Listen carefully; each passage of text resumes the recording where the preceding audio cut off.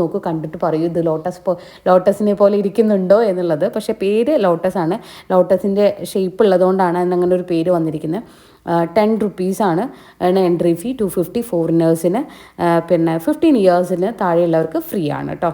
അപ്പോൾ 8:30 to 6 വരെ നമുക്ക് അവിടെ എൻട്രി ഉണ്ട്.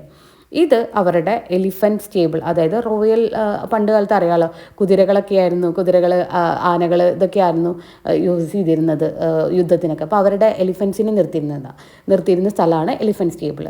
ഇത് സ്റ്റോൺ ചാരിയറ്റ് എന്ന് പറയും.